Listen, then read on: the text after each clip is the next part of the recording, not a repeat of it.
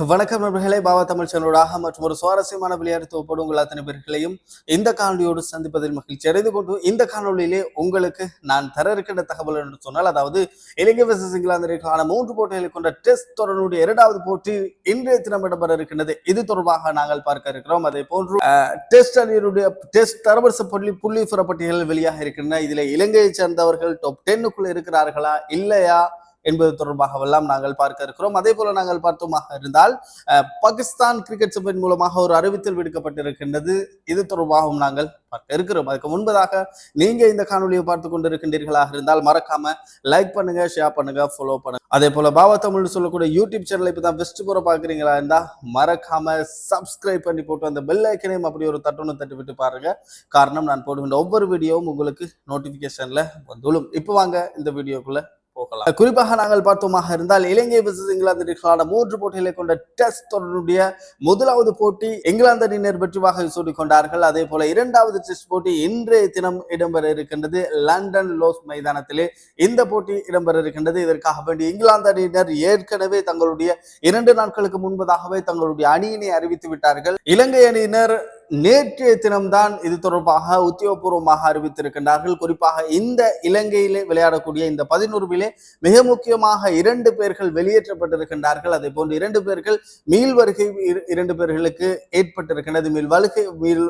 மீண்டும் ஒரு சந்தர்ப்பத்தை வழங்கி இருக்கின்றார்கள் போல் தெரிகிறது. பார்ப்போம் போட்டிகள் எப்படி அமைய போகின்றது என்பதாக. அதற்கு முன்பதாக இந்த மைதானத்தினுடைய ஆடுகள தன்மையை நாங்கள் பார்த்தோமாக இருந்தால் இந்த மைதானம் அதிகமான ஓட்டங்களை பெற்றுக் கொள்ளக்கூடிய மைதானம். குறிப்பாக 600 ஓட்டங்களுக்கு மேல் பெறக்கூடிய ஒரு மைதானம். கடைசியாக இடம்பெற்ற போட்டி ஒன்றில் கூட 600 ஓட்டத்திற்கு மேல் தான் இந்த மைதானத்திலே லண்டன் லோர்ட்ஸ் மைதானத்திலே பெறப்பட்டிருந்தது என்பது குறிப்பிடத்தக்க அருமையான மைதானம்.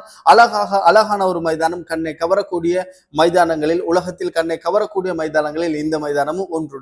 அதாவது இன்றைய தினம் இந்த போட்டி இடம்பெறும் பொழுதும் எந்த விதமான மழை பெய்யக்கூடிய வானிலை அறிக்கை சிறப்பாக அமைந்திருக்கின்றது. மழை பெய்யக்கூடிய எந்த விதமான சாத்தியக்கூறுகளும் இல்லை. இருந்தாலும் இலங்கை அணியினுடைய பயிற்றுவிப்பாளர்கள் கூறுகிறார்கள், புல்தரைகள் கொஞ்சம் மேலாக வளர்ந்திருக்கின்றமை காரணமாக பந்துகள் செல்வது ஒரு கடினமாக இருக்கும். அதே போன்று ஓட்டங்களை அதிகமாக பெற்றுக்கொள்ளலாம். துடுப்பாட்ட வீரர்களுக்கு ஒரு சாதகமான ஒரு மைதானம் என்பதாக இந்த மைதானத்தை சொல்லி இருக்கின்றார்கள். அப்படியாக இருந்தால் இன்றைய போட்டியில் மழை வரக்கூடிய சாத்தியக்கூறே கிடையாது என்பதாக வானிலை அறிக்கை தெரிவித்திருக்கின்றது. இப்பொழுது நாங்கள் இலங்கை அணி தொடர்பாக நாங்கள் பார்த்தோமாக இருந்தால் இந்த இலங்கை அணியிலே முதல் போட்டியில் விளையாடிய 2 நீக்கப்பட்டு அதற்கு பதிலாக மற்றும் ஒருவருக்கு மீறு வருகை கொடுக்கப்பட்டிருக்கிறது. குறிப்பாக அன்பு குசல் மெண்டிஸ், அதாவது நேற்று 2 நாட்களுக்கு முன்பதாகவே தெரியும் 2வது டெஸ்ட் போட்டியில் குசல் மெண்டிஸ் இல்லை என்பதாக தெரியும். அதே போன்று குசல் மெண்டிஸுக்கு பதிலாக இலங்கை அணியினுடைய ஒருநாள் மற்றும் T20 போட்டியினுடைய ஆரம்ப துடுப்பாட்ட வீரராக வரக்கூடிய பத்துன்னு சங்கவிக்கு வாய்ப்பு வழங்கப்பட்டிருக்கின்றது. அதே எப்படி T20 ஒருநாள் போட்டியில் ஆரம்ப துடுப்பாட்ட வீரராக வருவாரோ அதே போன்றுதான் ஆரம்ப துடுப்பாட்ட வீரராக வருவார் என்பதாக எதிர்பார்க்கப்பட்டது. அப்படியாக இருந்தால் இலங்கையினுடைய விக்கெட் காப்பாளர் யார்? இலங்கையினுடைய விக்கெட் காப்பாளர் தினேஷ் சந்திமலுக்கு உபாதை ஏற்பட்டிருக்கின்றது. அப்படியாக இருந்தால் நிசான் மதுஸ்கா தான் இலங்கையினுடைய விக்கெட் காப்பாளர். அப்படியாக இருந்தால் நிசான் மதுஸ்கா ஆரம்ப துடுப்பாட்ட வீரரா அல்லது 3ஆம் இலக்கத்தில் ஆடக்கூடியவர் என்று பார்க்கும் பொழுது பத்துன்னு சங்கவை 3ஆம் இலக்கத்தில் ஆடுகளத்தினுடைய தன்மைக்கேற்ப பத்துன்னு சங்கவை 3வது இடத்துக்கு போட்டுவிட்டு ஆரம்ப துடுப்பாட்ட வீரர்களாக நிசான் மதுஸ்கா, அதே போன்று திமுத் கருணாரத்ன ஆகியோர் துடுப்படுத்தாட இருக்கின்றமை குறிப்பிடத்தக்க. இதுதான் இலங்கை அணி. குறிப்பாக குசல் மெண்டிஸுக்கு பதிலாக 10 நிமிஷம் அணிக்குள் உள்வாங்கப்பட்டிருக்கின்றார். அதே போன்று விஸ்வ பெர்னாண்டோவுக்கு பதிலாக லஹிரு குமாரவை நீண்ட காலத்துக்கு பிறகு மீண்டும் அணிக்குள் உட்கொண்டு வந்திருக்கின்றார்கள் இலங்கை கிரிக்கெட் அணி. காரணம் என்னன்னு சொன்னால், அதாவது இந்த மைதானம் லோர்ட்ஸ் மைதானம் பம்சர்கள் அதிகமாக ஸ்விங் ஆகும், அதே போன்று பம்சர்கள் அதிகமாக விழக்கூடிய ஒரு மைதானமாக இருக்கும். அதனால் தான் லஹிரு குமாரவினுடைய ஸ்விங்கை விட பம்சர் மிகச்சிறப்பாக அமையும் என்ற காரணத்துக்காகத்தான் லஹிரு குமாரவை 2வது போட்டிக்கு இலங்கை தேர்வுக்குழு இணைத்திருக்கின்றார்கள். அதே போன்று விஸ்வ பெர்னாண்டோவை நீக்கி இருக்கின்றார்கள் என்பதை குறிப்பிடத்தக்க. மற்றவர்கள் எல்லாருமே முதல் போட்டியில் விளையாடியவர்கள் தான். ஆனால் இலங்கை நேரப்படி இந்த போட்டி சரியாக பிற்பகல் 3 மணி அளவிலே இடம்பெற இருக்கின்றமை குறிப்பிடத்தக்க கூடியவருடமாக இருக்கின்றது.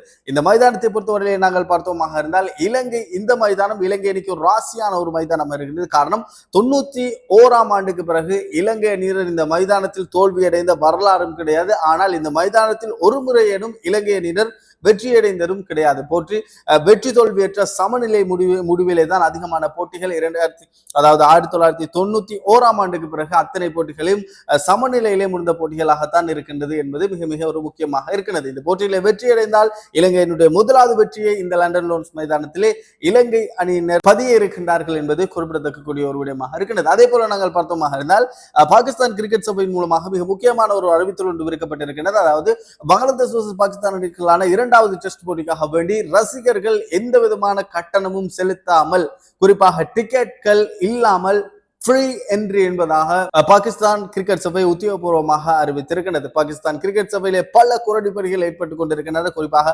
பாகிஸ்தான் கிரிக்கெட் சபையினுடைய வேகப்பந்து வீச்சாளர், பாகிஸ்தான் கிரிக்கெட் அணியுடைய வேகப்பந்து வீச்சாளராக இருக்கக்கூடிய ஷாஹின் ஆஃப்ரிடி அழகான பெண் குழந்தை ஒன்று பிறந்திருக்கின்றது. எனவே அவருக்கு நாங்கள் ஷாஹின் ஆஃப்ரிடி, அதே போன்று ஆஃப்ரிடியுடைய மகள் இருவருக்கும் இரண்டு தம்பதிக்கு கடந்த இந்த பெண் குழந்தை, நாங்கள் அவர்களை வாழ்த்துகின்றோம்.